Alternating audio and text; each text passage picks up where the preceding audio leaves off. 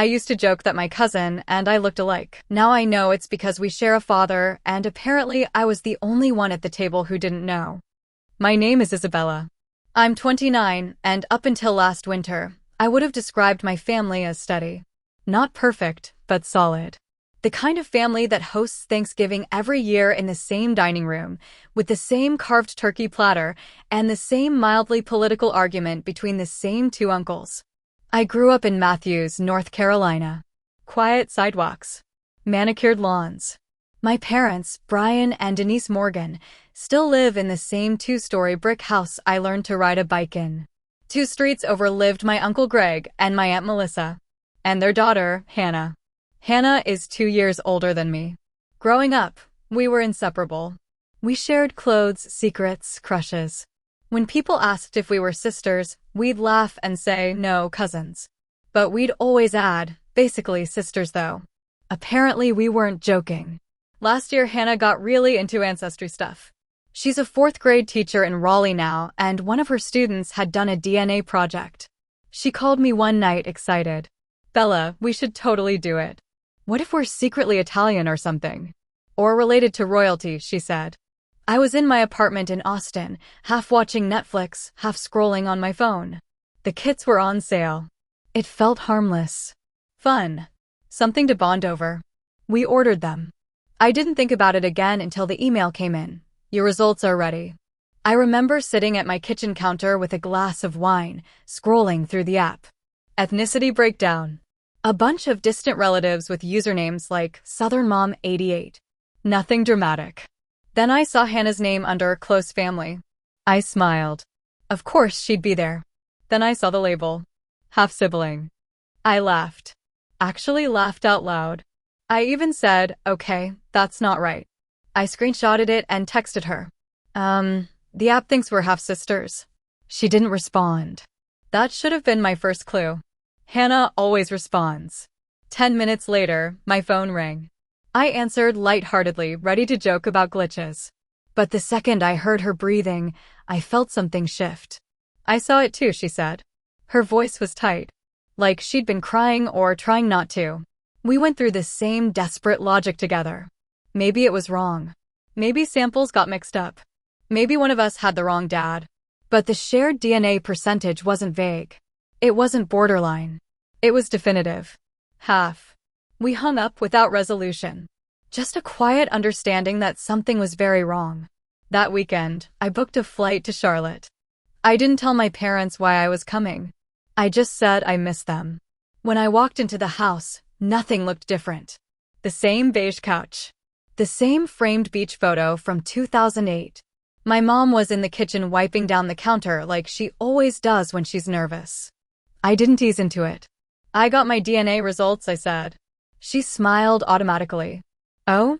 Anything interesting? Hannah came up as my half-sister. The sponge stopped moving. She didn't look confused. She didn't say, that's impossible. She just went still. That's when I knew. I felt my stomach drop like I was on a roller coaster. Mom, I said slowly, is Dad her biological father? She turned around and leaned against the counter like she needed support. It was a long time ago, she said. That sentence felt like someone pulled the floor out from under me. How long ago? I asked. Before you were born, she said quietly. Around that time. I stared at her. So while you were pregnant with me? She closed her eyes. It was a rough year, she said. Your Uncle Greg was traveling constantly. Your father and Melissa, they leaned on each other. Leaned. That word made me want to laugh and scream at the same time. And Hannah? I asked. She nodded once. Yes. I sat down across from her. You knew, I said. Yes. You let me grow up thinking she was just my cousin. We all agreed it was best, she said quickly. For you. For the kids.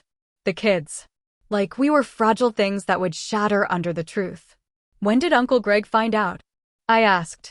Not right away. But he suspected. Eventually your father told him. And he just stayed? He loves Hannah, my mom said sharply. He is her father. The way she said it felt defensive. Like she was trying to convince herself. What about Dad? I asked. Did he ever try to claim her? She hesitated. There was a moment, she admitted. after she was born. But it would have destroyed both marriages. We decided to keep things intact. We decided. I couldn't stop thinking about that. For adults sitting in a room deciding my entire reality without me. I left before my dad got home. I wasn't ready to see him. On the flight back to Austin, Hannah called. She had confronted her mom too. Melissa admitted it within minutes. No denial. No theatrics. Just tears and regret.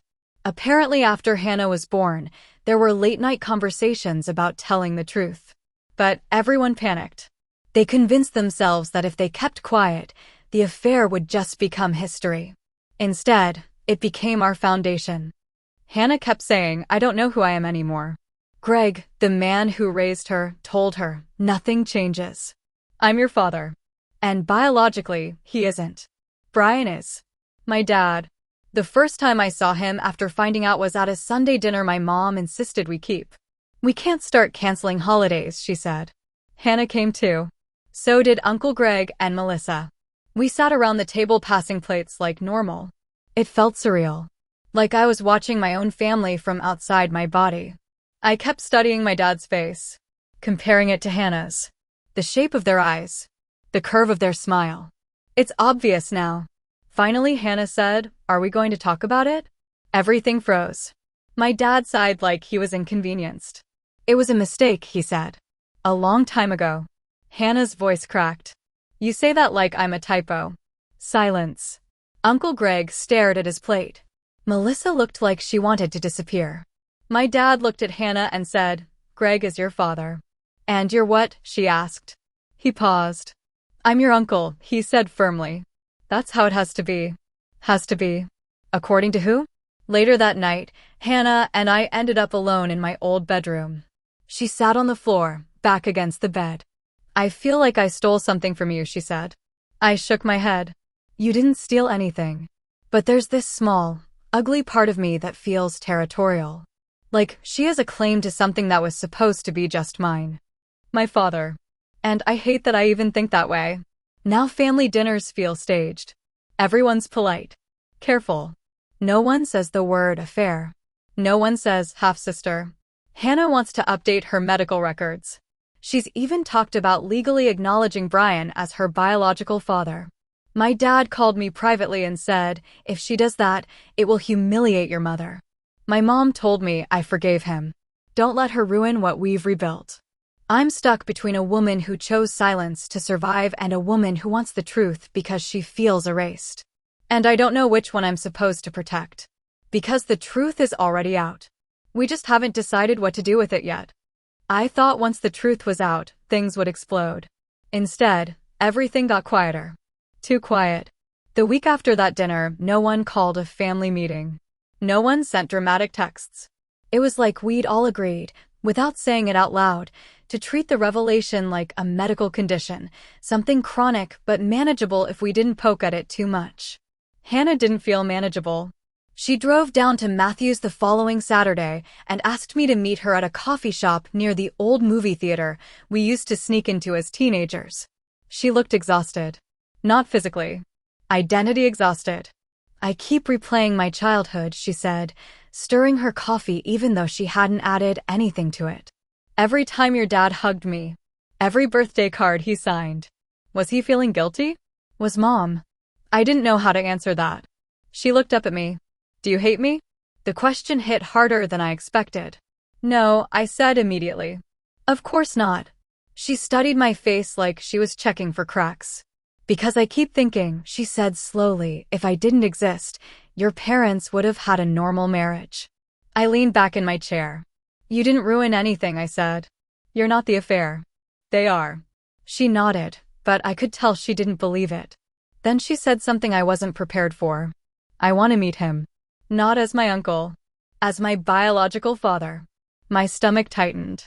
"You already know him," I said carefully. "That's the problem," she replied. Later that afternoon, my dad called me. "Your cousin is spiraling," he said. "He didn't say your sister. He never does." "She wants acknowledgement," I said. "She has a father," he snapped. "Greg raised her." "And you didn't help make her?" Silence. Then, quieter, "It was a mistake." I could feel my patience thinning. You keep saying that like it reduces it, I said. It doesn't. He sighed. Your mother and I worked very hard to move past that year. We built a life. We raised you and Olivia in a stable home. Stable. That word again. Was it stable, I asked, or just undiscovered? He didn't answer. Instead, he said, if Hannah pushes this publicly, it will humiliate your mother. People will talk. It will undo everything we survived. I hung up feeling like I'd been assigned a role I didn't apply for. Mediator. Buffer. Protector of appearances. The next crack came from somewhere I didn't expect. Olivia. My younger sister flew in from Chicago after I told her everything over FaceTime. She showed up at my apartment in Austin 2 weeks later with a suitcase and a storm brewing behind her eyes. They lied to us, she said the second the door closed. She's 25, studying social work. She has this way of cutting straight to the emotional bone. They protected us, I said automatically. From what? The truth, she shot back. We sat at my kitchen table, and I told her every detail. She listened without interrupting. Then she said, Mom stayed. That was her choice. But Hannah didn't choose to be erased. I didn't like how clean that sounded. Life doesn't feel clean right now. Meanwhile, in Matthews, things were cracking in quieter ways. Greg stopped coming to Sunday dinners. Melissa started canceling plans. Hannah told me that when she asked her mom what she should do about medical records, Melissa said, please don't reopen this. Reopen. Like it was ever fully closed. Then came the night everything shifted between the older generation. Hannah went over to her parents' house alone. She told me later how it went. She sat across from Greg at the dining table. The same one where he'd helped her with math homework for years. I need to ask you something, she told him. He didn't look surprised. Are you angry at me? She asked. For what? He replied. For existing. Greg's jaw tightened. You're my daughter, he said. Biologically. I don't care about biology, he snapped, louder than she'd ever heard him. She said that was the first time she saw real emotion from him. Not controlled. Not measured. You think I don't know what people would say? He continued. You think I haven't replayed that year in my head 1,000 times? I chose to stay. I chose you. That word again. Chose. Everyone chose something. Except us. Hannah told him she was considering adding Brian to her medical records for accuracy. Greg stood up. If you do that, he said, you're telling the world I wasn't enough. That sentence wrecked her. Because this isn't just about biology. It's about pride, loyalty, ego, identity.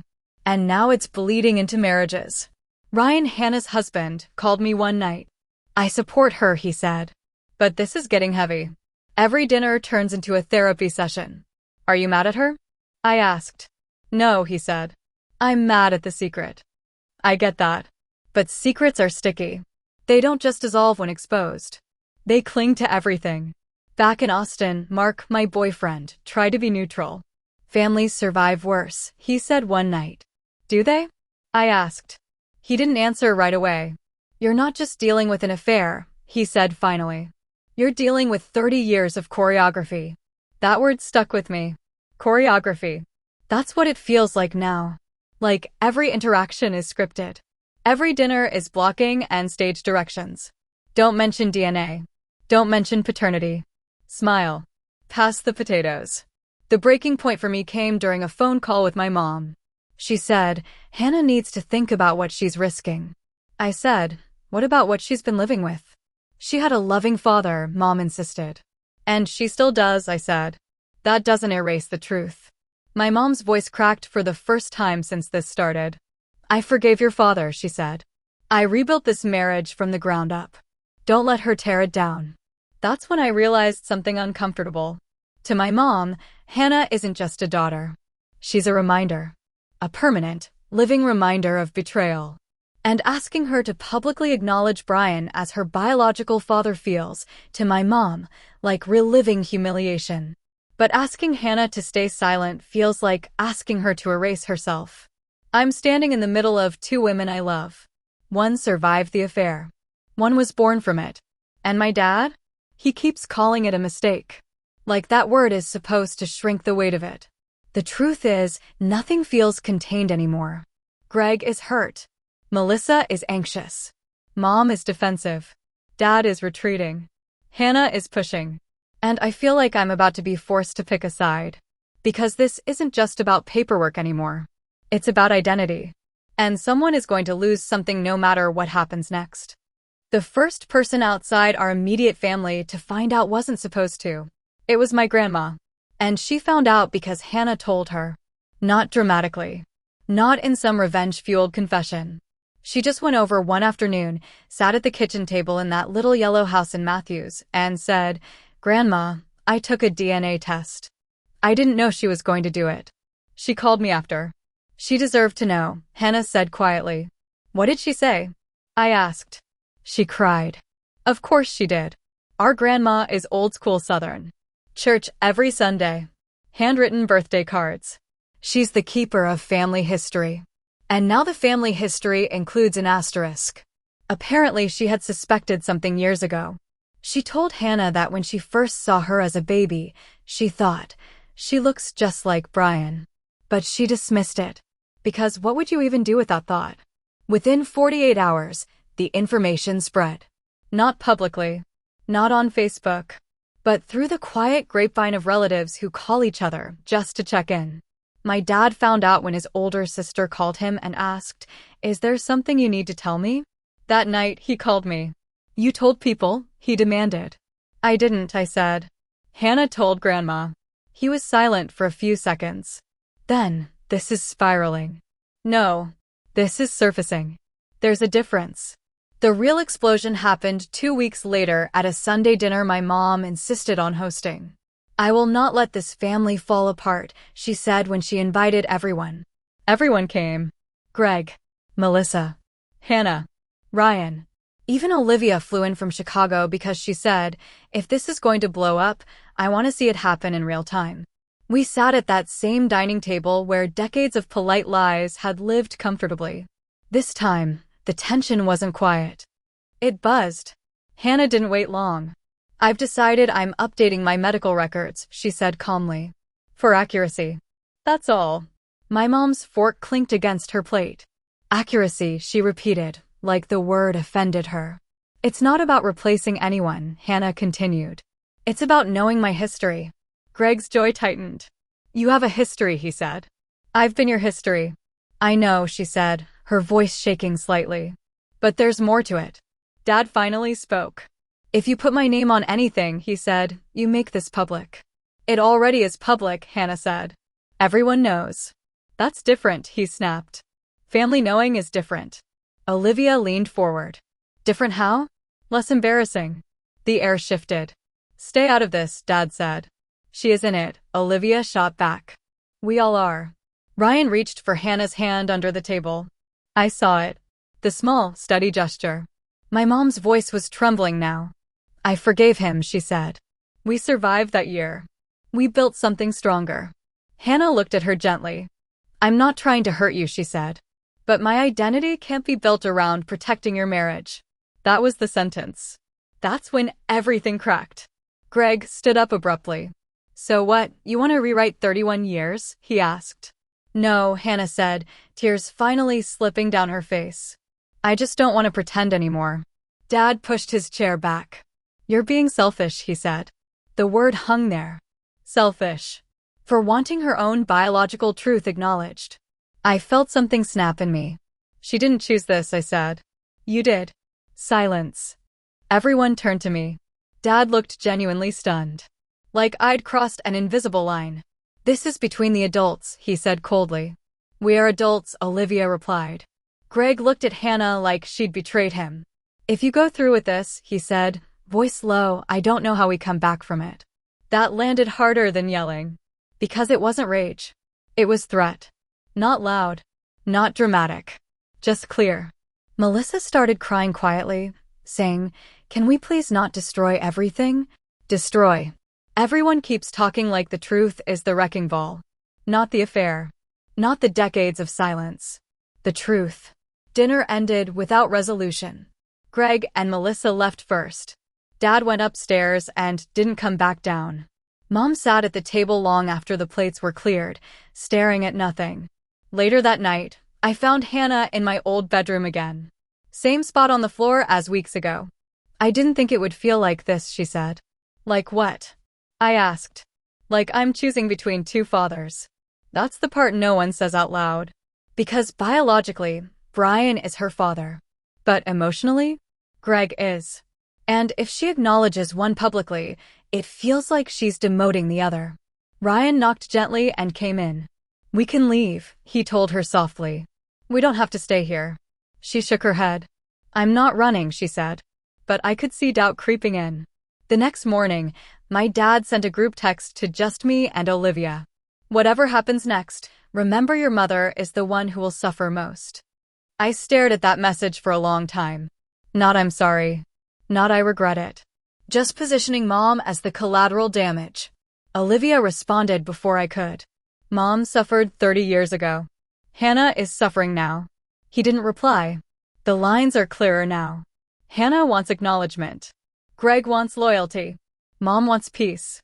Dad wants control. And I'm starting to realize that no matter what Hannah chooses, someone is going to feel replaced. The question isn't whether this family survives. It's what survive even means. Because if survival requires silence, is that really survival? Or just another version of pretending? After that dinner, nobody called for a week. No group chats. No Sunday invites. No, just checking in. Silence has weight. I didn't realize how heavy it could feel until it settled over all of us like humidity before a storm. Hannah went back to Raleigh with Ryan. Greg stopped answering her calls. Not dramatically. Not with a fight. Just stopped. Melissa texted her things like, he just needs time. Time for what? To adjust to biology? My mom threw herself into routine. Work. Laundry. Grocery lists. When I called her, she talked about the weather. The neighbor's new fence. Anything but what was happening. Dad avoided me completely for almost 2 weeks. And I found myself replaying everything. Childhood birthdays. Shared vacations to Myrtle Beach. The way Hannah and I used to argue over who got the front seat when our dads drove us to the mall. Our dads. I don't even know what to call them anymore. Then Hannah did it. She updated her medical records. She didn't make a Facebook announcement. She didn't change her last name. She didn't blast it to the extended family. She just submitted the paperwork listing Brian Morgan as her biological father. She told me before she did it. I'm not trying to claim him, she said. I'm just trying to be accurate. Her voice wasn't angry anymore. It was tired. The fallout was immediate. Greg found out within days because of insurance documentation. He drove to her house in Raleigh unannounced. Ryan told me later how it went. Greg stood in their living room, not yelling, just stiff and wounded. So this is how you repay me? He asked. Hannah said, I'm not replacing you. You put his name on paper, he replied. That means something. She tried to explain that biology matters medically. That it wasn't symbolic. But it is symbolic. Everything about this is symbolic. Greg left without hugging her. That's what broke her. Not anger. Absence.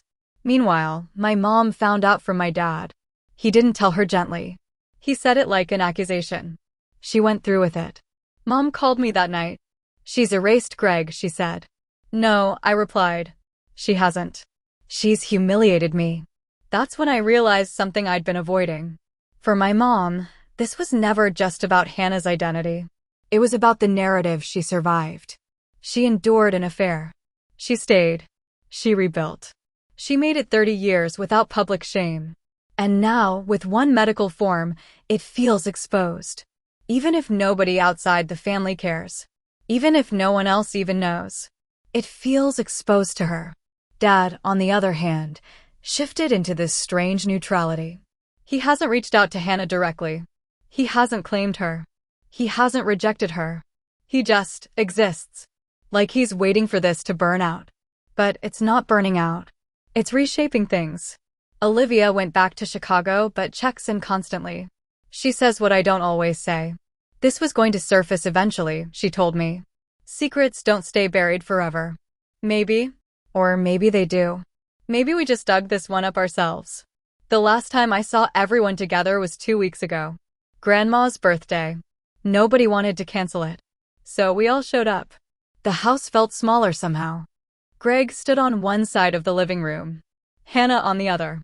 Dad hovered near the kitchen, talking too loudly about real estate. Mom smiled too much. I watched Hannah walk over to Greg. She didn't hesitate. "I love you," she told him. He nodded once. "I love you too." But it felt formal. Careful.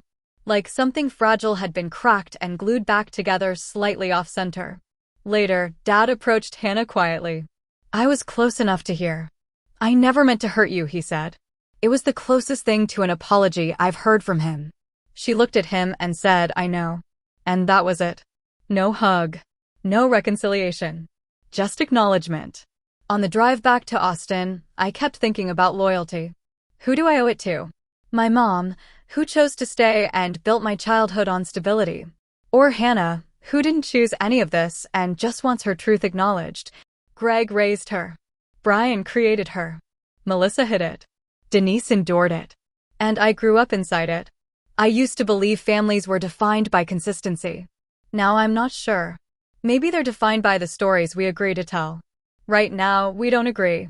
Hannah hasn't changed her last name. Greg hasn't cut her off. My parents are still married. On paper, everything survived. But something shifted. There's a layer of transparency now that makes every interaction feel sharper. More real. Or maybe just more fragile. Sometimes I wonder if we should have left it buried. If peace built on a mission is better than tension built on truth. I don't know. What I do know is this. We all survived the affair. But I'm not sure we're going to survive the honesty. So if you were me, standing between a mother who forgave and a sister who refuses to erase herself, who would you protect? Or is protecting anyone just another way of keeping the lie alive?